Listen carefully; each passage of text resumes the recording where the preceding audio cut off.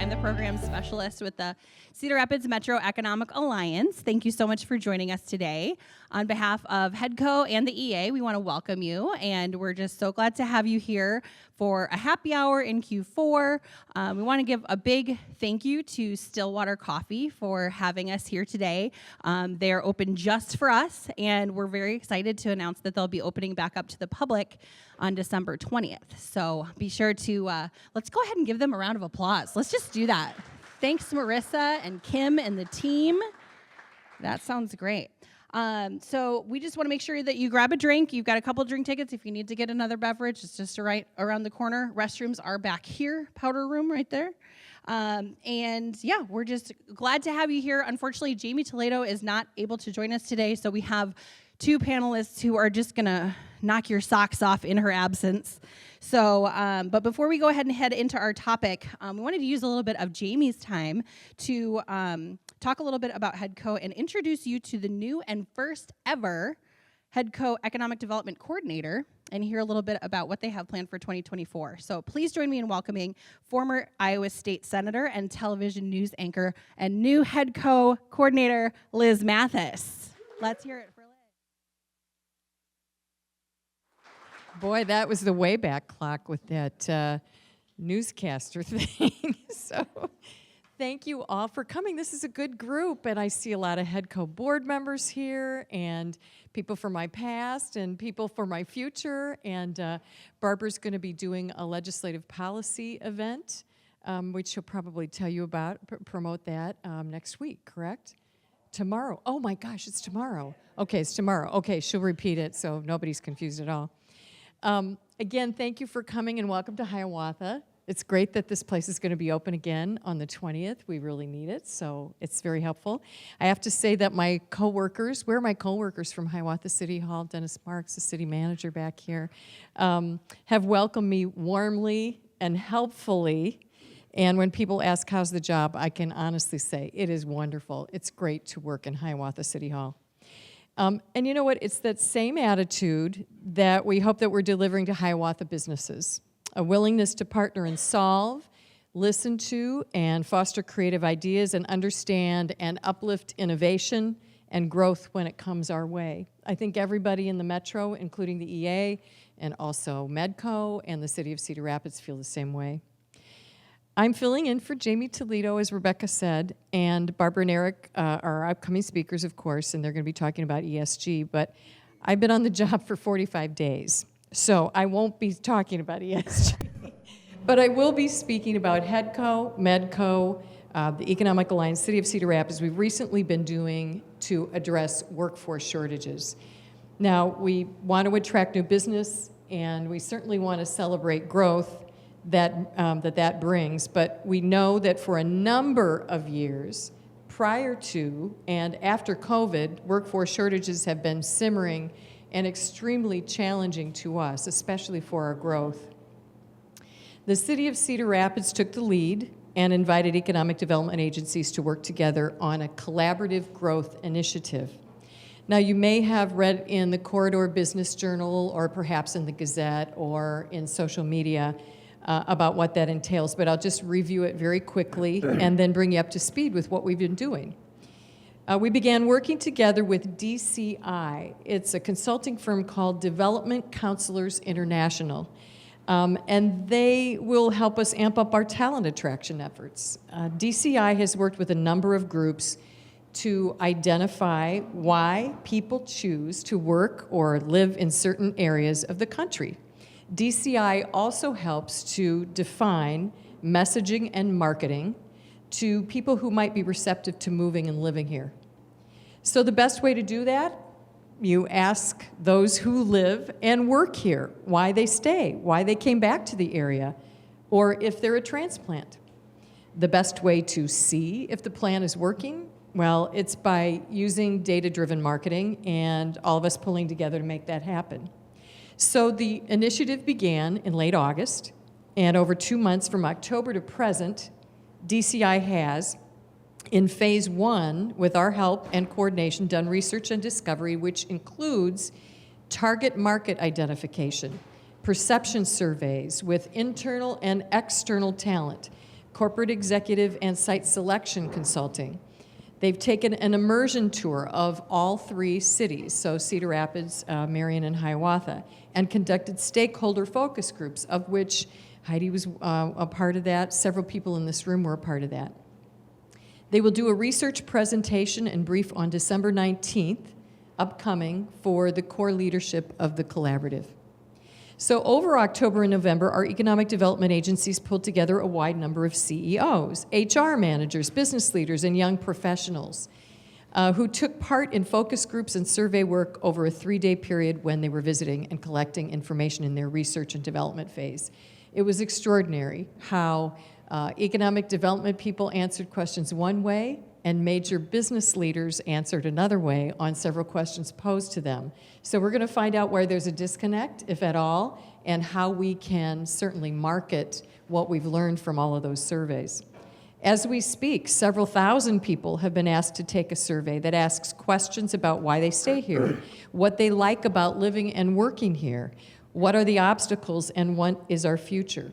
And this morning I received an email that said 625 surveys had already been fully completed, which is great. They only needed 300 for a sample, and 625 people participated, so that's great. That means that people are interested, and they want to help, and they want to see some progress. So DCI has also identified, with our help, markets where we compete for economic development in states such as Wisconsin, Illinois, Indiana, Minnesota, Colorado, and California. We are going to steal employees. External surveys have been conducted in those states as well, and then phase 2 includes a marketing blueprint, and phase 3 will be implementation. So DCI will develop this 3-year timeline, and it covers major events and important marketing tactics. They'll develop a budget for campaigns and recommend metrics and data-driven goals. And at the conclusion, DCI will present to all of you. So that will be in about the 9 months that end this, and then several years beyond. The key to all of this is working together, knowing that we are a metro region and benefit from combining forces. And businesses that have been successful here will be of utmost importance in making a difference with this project. So I want to thank businesses, already in advance, and those who have participated so far, and what we're going to be asking you over the next 3 years. They too, these big businesses, big and small, will carry the banner. So we'll keep you informed as we make our way through this journey. And thank you for your participation in advance. So that's what we're working on right now. Hiawatha is working on a lot of other projects. We have our first board meeting my first board meeting in December, and we have a lot to talk about. Emily Kaiser is our chair this year, and so I'm very excited about the outcomes that we're going to produce this next year. All right, thanks. Thank you. Thank you, Liz. Yes, Emily Kaiser, where are you, friend? There we go. All right, Emily's gonna jump in and do Q&A with us in a little bit, so you won't have to listen to me talk the whole time. But we really want to acknowledge everybody there at HEDCO. I know Dennis, Carrie as well have been incredible partners, so we're really, really appreciative of that partnership. So the reason you're all here is this hard-hitting ESG topic. Did anybody have to Google that before they came? I did. Thanks for coming to this party, and we're going to let these two talk to you more about that. But we're going to go ahead and start with Barbra, and why don't you just tell us a little bit about who you are and what you do, and give us a little bit of an overview for those of us who are maybe just getting started with this topic. Thank you, Rebecca. Thanks, everyone, for coming tonight, and I look forward to this conversation and hopefully giving you some insight as I see things. Like Rebecca said, my name is Barbra Solberg. Today, ironically, is my 11 years ago today, I started at the Economic Alliance. And I lead all of our public policy efforts, so on the local, state, and federal level. So I have had the pleasure of working with Liz when she was in the Senate. She was one of my favorites, so I'm thrilled to be working with her once again on the good side. Prior to my time at the Economic Alliance, I was on Capitol Hill in Washington, D.C. I spent most of my career in and around the federal government. I worked for Congressman Jim Nussle. Some of you might remember him. He represented Northeast Iowa for 16 years in Congress. I worked for him for the last 8 of his time on Capitol Hill. Following that, he ran for governor, and he lost. I always used to say we lost, but he lost. I didn't lose. In 2006, and then after that, he was asked by President George W. Bush to be the director of the White House Office of Management and Budget, and so I packed up and moved back to Washington and spent the last 2 years of the Bush administration working there, and that was quite the privilege, I will say, and I have some good stories if you ever want to hear them. I do a time on Capitol Hill as well. But now today, most of my time is spent on state issues. I still do a lot of work on the federal side of things. That's kind of my first love, if you could call it that. It's just something I have a vast interest in, and that is maybe how I can navigate this ESG stuff a little bit, I wouldn't say easier, but I know where a lot of it's coming from because I pay attention to a lot of things on the federal level. Liz mentioned briefly, it is tomorrow night that we launch our regional legislative priorities for 2024. And I say regional, I really mean that. It's I'm a big believer that the more voices that are saying the same thing, the better results we're going to have. And we do this in partnership with our friends in Iowa City, now called the Greater Iowa City Inc. But it also entailed everybody in between. So we've got economic development folks from all the other 5 counties. I spent time talking to my Marion friends, my Robbins friends, my Hiawatha friends, to make sure it's a collaborative list of priorities that we actually dwindle down to about 6 that we talk about all the time proactively. And I won't bore you with what they are because we can do that tomorrow night. But it's all centered around growth, policies that grow our communities, that grow our economy, and it's really it's really telling when you survey, whether it's in person or on a form, what's the most important thing to you, to businesses and economic development. And it's very consistent whether they're in North Liberty, Marion, Hiawatha. We have our messaging is very consistent. So if we can capture that, we're going to get better results. So let's talk ESG. And from my standpoint, first time I heard of that was last session. And I was on a call with my counterparts across the state, and someone said, blah, blah, blah, blah, blah, ESG. And I was like, what the heck is that? And I looked it up, and I was like, oh, yeah, duh, of course. This has been going on you'll probably talk, this is nothing new.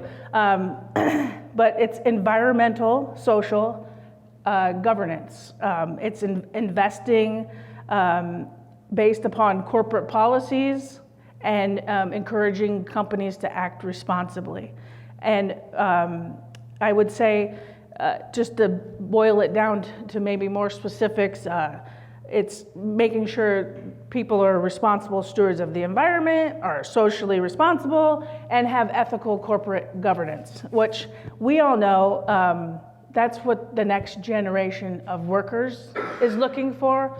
We know that is what consumers are going more towards. It is, and let me just give you a list. I'll just give you a list of, so when you hear this stuff, you turn on MSNBC or you turn on Fox and you hear the good and the bad and all that, but just to listen to a company's environmental practices, you could be looking at, do they limit their pollutants and chemical emissions? Do they do sustainability reports, things that are important to the future workers and to many consumers? From the social side of things, are they a company that supports LGBTQ rights and encourages all forms of diversity? Do they practice questionable workforce safety and maybe child labor? And then from a governance standpoint, do they embrace diversity in their boards? Do they good practice methods like making sure that their CEO isn't the chair of the board, things like that. And it's just, again, something that consumers and future workforce are looking for. But this, in the past, I think I read that it was in 2021 was the first time we saw legislation on the state level. It was, I think, in North Dakota. And it's kind of this, you probably don't think this, but for us, we see this rapid rise of this all of a sudden concern of this, which, whether that's true or not, that's the perception. And it has led states to basically react, whether they have done pro-ESG legislative laws or anti-legislative. 2/3 of, I think, states in 2023 had some sort of ESG legislation. Iowa was one of them. And I guess anyone who knows me knows I really just say it what I think. But this all comes down to, like, it's the whole woke stuff, right? This is born out of that trend, that legislative trend of whether you agree with it or not. That this is where it's coming from. And in 2023, Iowa had 6 bills that were introduced. None of them passed. We got pretty far on one of them, but it did not make it to the finish line. Because we're in the same General Assembly, most of them are still viable for next session, so they don't have to be reintroduced. They just have to basically pick up where they were left off.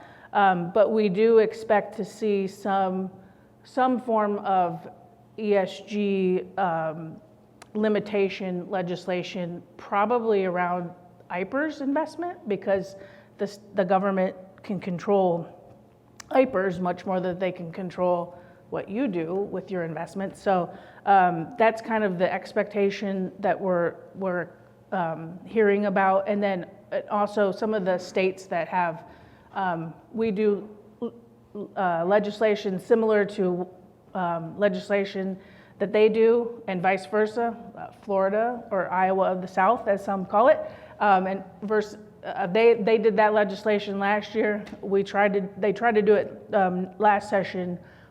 So it's a strong probability that that's at least what we'll see next session. And then I guess before I turn it over to Eric, I'll just say that hopefully the pause in the legislative session, so we were done in April, there was nothing until January. Maybe it gave you a little breathing room to say, okay, how are we gonna? We don't have breathing room. Yeah, but at least you know that nothing could have happened in that time frame, except if it happened on the federal level. But that's kind of where we are as we head into session, and amongst other things. But that's on the ESG level. That's what we're expecting. So. All right, well, I guess it's my turn. So thank you for the introduction there. So a few of you know me, Eric Harris. I'm the Regional Services Manager with Terracon Consultants. I've been with Terracon for about 15, going on 16 years. I oversee all of our Iowa environmental operations in four offices, Des Moines, Cedar Rapids, Cedar Falls, and Bettendorf. Live here right in Marion. Our Cedar Rapids office is on the southwest side. And married, a couple kids, started off doing a little bit of anything and everything environmental with Terracon. But to maybe back up, I was telling Liz and kind of introducing Terracon. But Terracon started right here in Cedar Rapids 58 years ago, one office, and with strategic growth and finding those right employees and being aggressive in the markets, we've grown to 175 offices nationwide and over 6,000 employees, servicing all 50 states, employee-owned firms. So nice to have great roots here in Cedar Rapids, and appreciate the opportunity to speak to our hometown here. So. We're going to be talking a little bit about what Terracon has been doing what we're maybe seeing in the market from the ESG standpoint. But I'm going to reemphasize kind of what Barbara said about ESG. If you had to look it up, I don't blame you. There's a lot of people that do. And I'm going to be candid. I am not the ESG expert. We have sustainability experts within our company. I'm our local contact, and please don't grill us too hard with questions. So ESG, environmental, social, and governance. If there's a key summary, I'm going to say ESG drives the way organizations, whether they be public or private institutions, how they manage those risks, build resilience, and report their progress. ESG's been in the international arena for probably 15 plus years. We're seeing more and more ESG attributes. Within the past 5 years, I think Terracon's been looking at ESG since roughly 2018, 2019. And ESG really has its roots dating back to the 1970s and 60s in response to the socially responsible investing. So those of you that may have been of that era, companies thinking strategically about who they're partnering with, who they're investing. A good example is the tobacco industry, maybe the asbestos industry, mining, just to name a few. So that's a little bit about the ESG. So, I'm going to be talking more about the environmental since that's my specialty. So, like Barbara said, some of the environmental factors that companies, have concern about, everybody's concerned about greenhouse gas emissions. That's very prevalent in our news. Carbon capture. We've been seeing a lot of that with some of these pipelines that have been proposed in the state of Iowa and terminating in central Illinois. But some other factors that companies are thinking about: energy use, obviously that's a big one, resource use, waste management, biodiversity, and carbon footprint. So this ESG field continues to evolve, and we're finding new challenges. Climate change is something that's always, there's new data here, somebody else has an opinion there. So things are always in a changing environment. So difficult to keep up with, and the regulations can be very complex, and that's part of the equation too. So ESG is measured on various different reporting and disclosure platforms, which can complicate things too as well. So I want to talk a little bit about sustainability and ESG to kind of paint things into a simple perspective, because sustainability and ESG kind of have separate roots. You hear those terms used interchangeably a lot. And together, I think the triple bottom line has always been, people, planet, and profit. And sustainability has kind of those buzzwords that we've all heard, and things have been used interchangeably. But those are the three pillars I talked about: people, planet, and profit. If you can kind of keep that in the back of your mind, that's how some of the environmental pieces and the social pieces all fit together. So people, planet, and profit. So what is Terracon doing? So like I mentioned, Terracon's been involved in the game for probably 5 years or so, 4 or 5 years.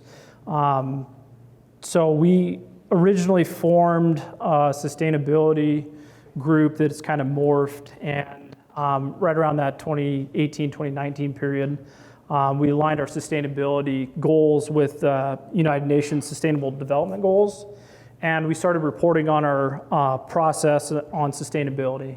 So we're reporting to 2 different third-party platforms, Ecovitus and CDP, and Terracon actually won bronze awards in 2019, 2021, and 2022 for some of our thoughtfulness and commitment to the environmental, social, and governance structures, and some of the things that we've been reporting on. Some of the other things that we've been doing, like I mentioned, we had that advisory team, so they work directly with our CEO just to formulate strategic alignment with our plans and some of our corporate initiatives and how they relate back to sustainability and these topics we're talking about. 2022, last year, we actually appointed a director of sustainability. Her name is Lori Cathcart, great addition to our team. She actually sits in California, so the California regulations and the Iowa regulations, are worlds apart. So it's nice to have that balance. We have some folks on the East Coast too that are part of that team. So it's kind of a national view, and there's big viewpoints across the United States here. So some of the other things that we've been doing, as part of those groups, we've formed a culture leadership team. So we're working on diversity, we're working on inclusion. So we've actually formed 3 different networks. One is just kind of aligning people with sustainability and the environment. What little things can we do? We have quarterly meetings just like we're doing here. Talking about what's relevant in the markets, what people are doing, how we can change on the local level. And again, New York may have some great ideas that we can pull into Cedar Rapids, and we're constantly collaborating and sharing that information between our offices and groups.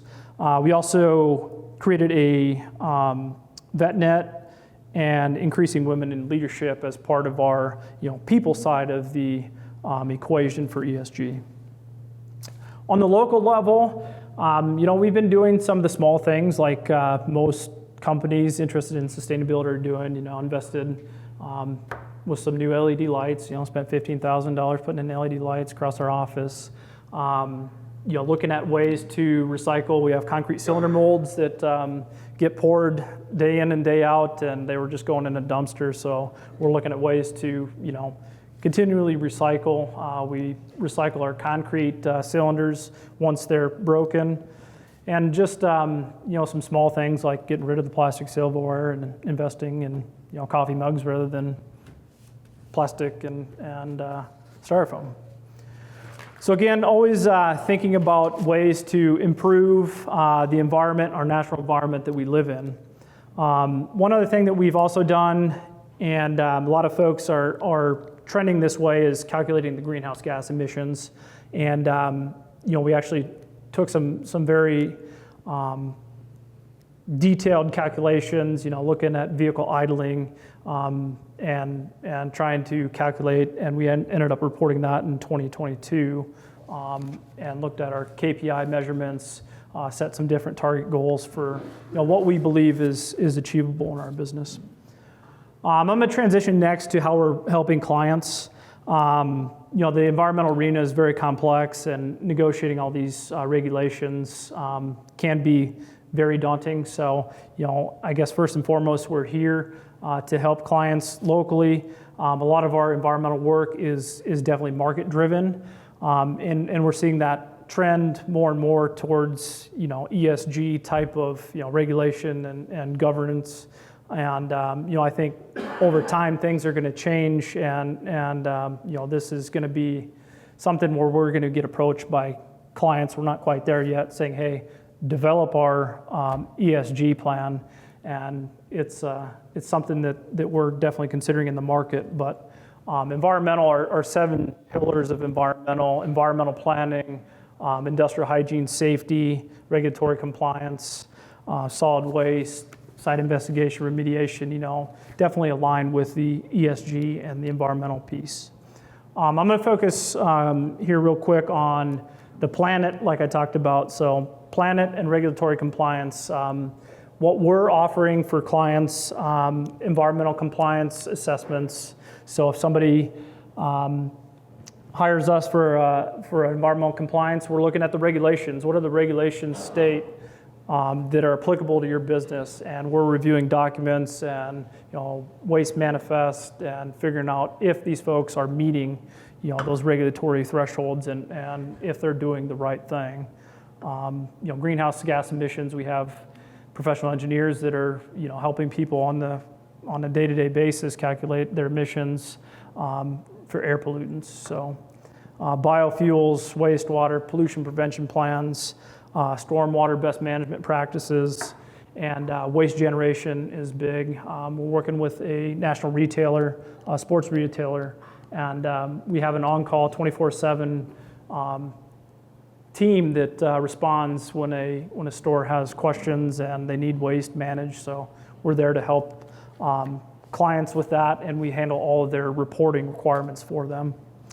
Environmental planning is another piece that we offer services for, and that is wetland design, looking at ecological considerations. How can we better our environment through sustainability plans, mitigation plans, and anything and everything kind of natural resource related. The final piece I'm going to talk about is our industrial hygiene piece. You may not think of that as the planet piece, but more on the social. So that caring and concern for the employees. So that falls more on the social side. So our services that we can provide, we've been helping clients with, again, very market-driven environmental health and safety audits, looking at indoor air quality. If you've been paying attention to the regulations, radon is big. For Iowa right now, all the schools have to look at radon testing. So that's something that we're continuing to improve people's indoor air quality environments, building evaluations, and disaster response. Obviously, everybody in this room is very familiar with the 2008 flood and derecho. Those are things that we can help with, those disaster plans and looking at those hazardous building materials and improving the quality of life for folks, which is a piece of the social aspect. And I'm running a little short on time, but the last piece I wanted to mention too, so other things that we're helping folks out with, energy audits. I see this as being a service that is going to be more and more prevalent in our industry. Facility services as well. I know a few folks in here are familiar with that. Property condition assessments all have ties to ESG. And a couple of other things that I'm going to mention: wind and solar. Obviously, very big in our market. Iowa's number 2, I believe, in wind power generation, and we've definitely seen a big uptick in wind. And we've actually, on the engineering side, on the geotechnical side, we're trying to get in front of that, and we actually have a patent pending pier foundation design. And I'm not going to go into the details, but basically it reduces the amount of excavation required, the number of piers, number of yards of concrete, and effectively reducing the carbon footprint even smaller by doing some value engineering on wind turbines. So something that Terracon's patent pended, and something I find pretty interesting. So with that, I'm going to turn it back over to the MC, and we'll answer any questions you guys might have. Be nice to us. Well, thanks, Barbara and Eric. Again, I think whether or not we had to Google ESG before we came here, I think what the topic you guys are talking about, I think we all probably sat here and thought about, what ESG means to the companies that we work for, the companies that we support, whether that be women in leadership or the recycling practices. I think we're all familiar with those practices within our companies or those that we support. So thanks for sharing. Again, like they said, we're going to open it up for questions. So we'll take the first question now. We have about 10 minutes. It's not going to be an easy question. Hopefully it's for Barbara. Yeah, I can't tell who you're looking at. So, the SEC, the Public Company Accounting Oversight Board, I'm the CPA, okay, have been really grappling with how do you measure this? And what are the standards that are going to be used to determine whether or not you meet a certain level of ESG, especially in public companies. Have you, especially Terracon, I think you mentioned that a little bit, have you been involved with trying to figure out how to come up with standards? Because it's 100 miles wide, all of the different things you can do. Yeah. Have you been involved with any of those kind of setting up some standards? Personally, I haven't, but again, a lot of our work is market driven. So, like you mentioned, there's just so many different avenues that the scoring attributes can take. But I think the crux of it is we have a lot of regulations already in place. So I think there's going to be an aspect of that scoring piece that's already kind of set for us to some degree, if that answers your question. What's going to happen from a legislative standpoint, Barbara? To try to, I can only see really a mess in terms of trying to figure out. Well, I think the SEC was still kicking around the can as to what direction they were going to go as to this fall. I think they were going to make a determination, but I haven't seen anything on. I haven't either, but I do know that you might know this, but a lot of our European partners already have strict regulations and rules and standards, which I think is maybe what scared some folks to react the way they have.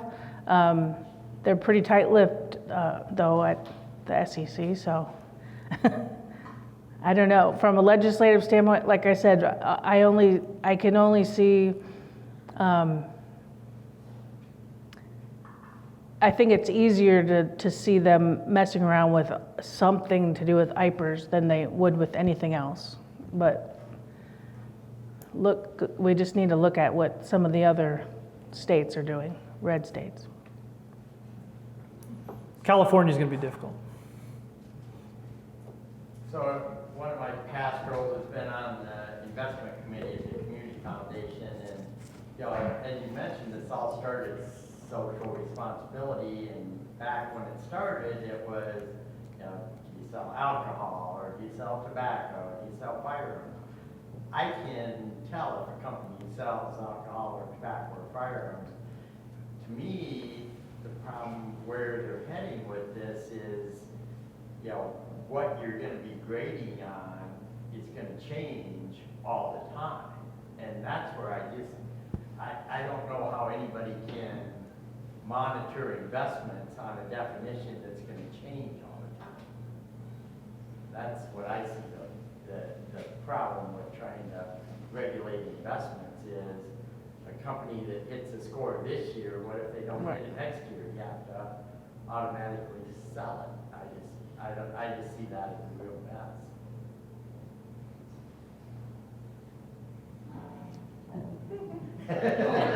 I'll ask you a follow-up to that then. So from a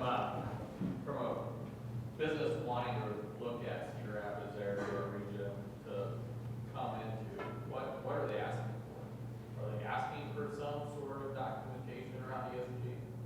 I guess, where's Mike?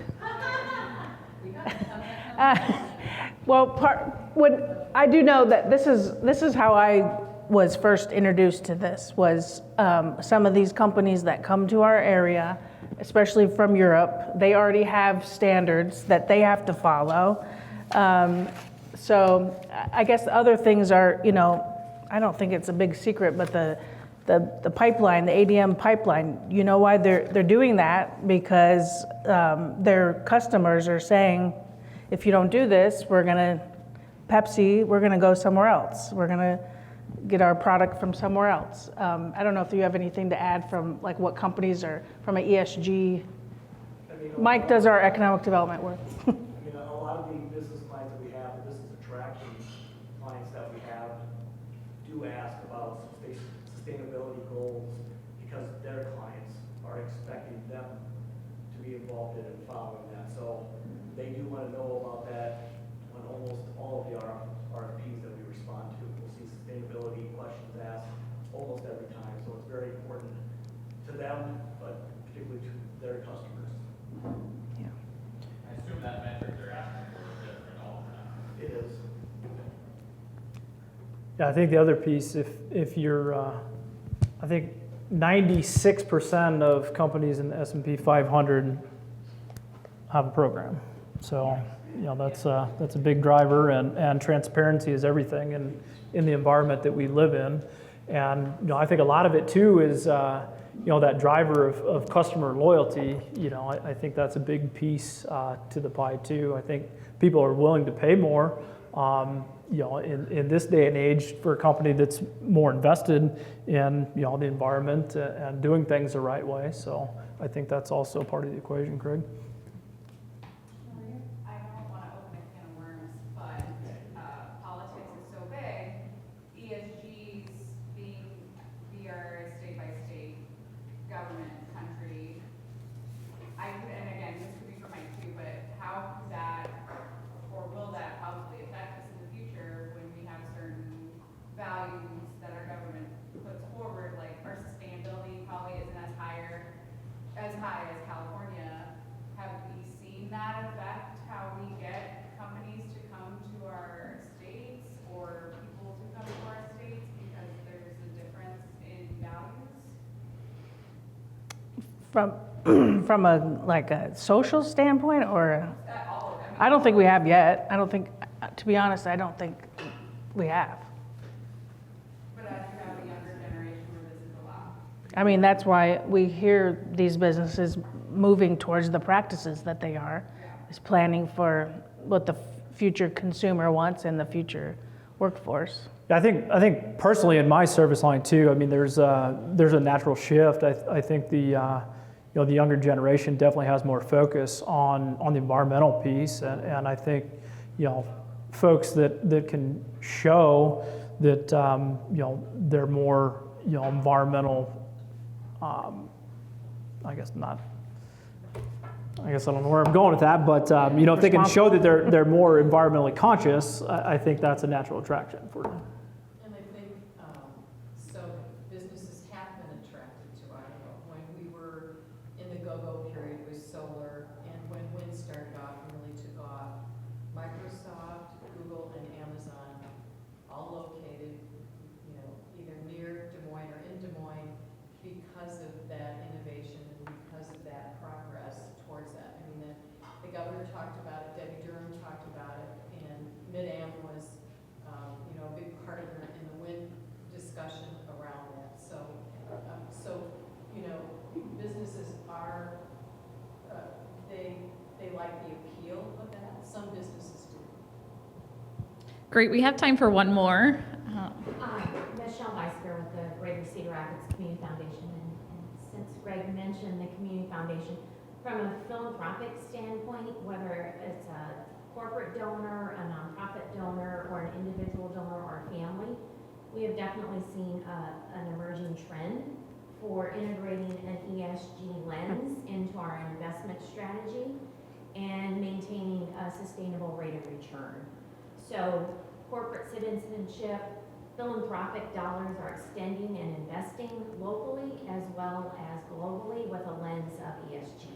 And I'm not just seeing it with the next gen, I'm seeing it with my gen and the prior gen.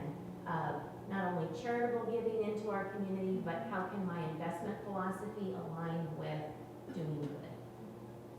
So I don't know if there's a question in that, but Greg, you opened up the opportunity to just weigh in on a philanthropic standpoint. Yeah, I'll maybe add on that a little bit. So I'm Margaret Horsfield from IMON Communications, and we've just spent the past year putting together our very first ESG report and our sustainability program. And so I really enjoyed the process and also not enjoyed it at times. But I mean, I found it very interesting to go through. So there's, and I'm happy to talk with anybody if you want to learn a little bit from our mistakes. But you first start with the materiality assessment, and that's where you really find out what's important to it. We focus on our 3 C's. First, our colleagues, our customers, and our community. And we focused on the topics that matter most to our stakeholders. And then you put a plan around those topics, how it relates to ESG. And so it was really relevant to our company. And then there are, just like ISO 9000 or other standards, there are industries out there, or companies out there to help you grade yourself against, say a broad standard. But those standards are changing, and that can be frustrating, whereas like ISO 9000 is pretty locked in right now. But it's been a very interesting journey for the past year. It'll be published here in the next 3 weeks, and so we're really, really proud of that, and how that's going to impact not only our colleagues, our customers, but also our community as well. Great, thanks for sharing. So again, on behalf of the HEDCO board, thanks to Barbara and Eric for coming and spending some time with us this evening. Thanks to all of you for spending the last half or the last little bit of your Tuesday afternoon with us. Again, thanks to Stillwater for hosting us for this special event and opening just for us today. So thank you very much.